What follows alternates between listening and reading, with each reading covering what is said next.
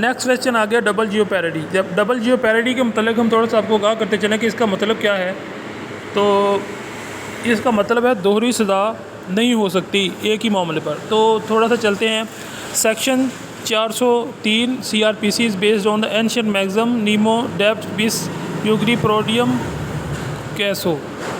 No person should be twice distributed for the same cause. یعنی کہ ایک آدمی کو ایک ہی وجہ سے دو دفعہ سزا نہیں دی جا سکتی.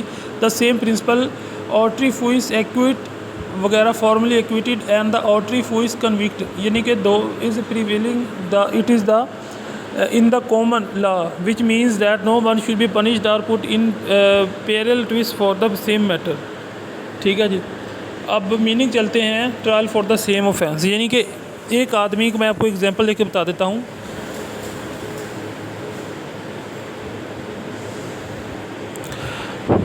کہ ایک آدمی نے چوری کی, یعنی کسی دکان سے روبری کی, اس کو اس کی سزا مل گئی. قانون یہ کہتا ہے کہ اب اس کو یعنی کہ اس کے لیے سزا مل چکی ہے جو اس نے کیا, لیکن اب اس کو اسی معاملے پر دوبارہ سزا نہیں دی جا سکتی. یعنی کہ ایک دفعہ اس نے اپنی سزا بھگت لی اس چوری کے معاملے پر, اب وہی جو ہے وہ سزا ہے وہ ختم ہو چکی ہے, اس کو دوبارہ سزا نہیں مل سکتی. تو اس کا مطلب ہے ڈبل جیو پیرڈی. سیکشن 403 CRPC وغیرہ وغیرہ یہ اس کے آرٹیکل ہے, ضرور دیکھ لیں. رول آف ڈبل جیو پیرڈی میں آپ کو بتا چکا ہوں. اس کے بعد میں آگے چلتے ہیں. کیس لا اس کا آپ اسکرین شاٹ لے کے رکھ لیں, ضرور لکھیں. Essential to attract. اب اس کے لیے ضروری چیزیں کون سی ہیں سیکشن 403 کے لیے؟ سیکشن 403 کے لیے پریویس انسٹیٹیوٹیڈ ٹرائل, کہ پریویسلی انسٹیٹیوٹیڈ ٹرائل ہو, یعنی کہ پہلے سے ٹرائل ہوا ہے اور اس کے اندر جو ہے وہ ان کو سزا بھی ہوئی ہو. ٹھیک ہے نا. سیمنس of offense in both trial, یعنی کہ دونوں ٹرائل کے اندر یہی ہو کہ سیمنس ہو, یعنی کہ یہ ہو کہ اس نے چوری کی ہے, اس کے اوپر سزا ملی, پھر اس نے چوری کی ہے اور اسی جگہ سے, تو اسے کہتے ہیں. Number 3 previous trial held by the court competent jurisdiction. اب جو پریویس ٹرائل اس کے لیے ضروری ہے کہ جو پہلے ٹرائل ہوا تھا وہ جو ہے وہ کمپیٹنٹ کورٹ کے تحت انڈر جوریسڈکشن کے تحت ہوا تھا, اور کمپیٹنٹ جوریسڈکشن کے یعنی کہ ایک عدالت کے تحت پوری کارروائی ہوئی تھی اور اس کے اندر اس کو سزا ہوئی تھی. اس کا مطلب یہ ہے previous trial and to conviction اور ایکویٹل, کہ جو پریویس ٹرائل تھا اس کے اندر اس کو یا تو سزا ہوئی تھی یا رہائی ہوئی تھی. ٹھیک ہے نا. ایکویٹل کا مطلب ہوتا ہے رہائی پانا, یعنی کہ عدالت کہتے ہیں کہ اس مجرم کو ہم رہا کیا جاتا ہے تو اس کو ایکویٹل کہتے ہیں. ٹھیک ہے.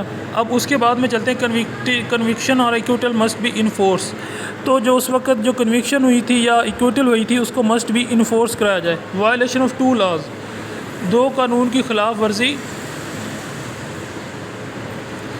وائلیشن آف 2 لاز یعنی کہ اس نے جو ہے وہ قانون کی خلاف ورزی کی ہے. Cases where second trial is not buried.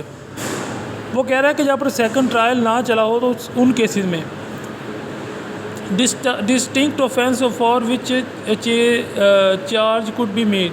Test of determine further offence are distinct اور ناٹ, یعنی کہ ان کے اندر جو ہے وہ چیک کیا جائے گا کہ پچھلا اوفینس سیم تھا یا نہیں, ان میں فرق تلاش کیا جائے گا. Act happening after previous conviction. تو یہ اس کی چند اس نے باتیں بتائی ہیں. کنکلوژن کے تحت ہم کہہ سکتے ہیں آپ اس طرح کیا کریں کہ اس کا ساتھ ساتھ اسکرین شاٹ لے کے رکھ لیں, اور آپ کو بہت اس کا کام آنے والا ہے. اور اس کے بعد میں امتحانی نقطہ نظر سے بھی یہ بہت اچھے نوٹس ہیں.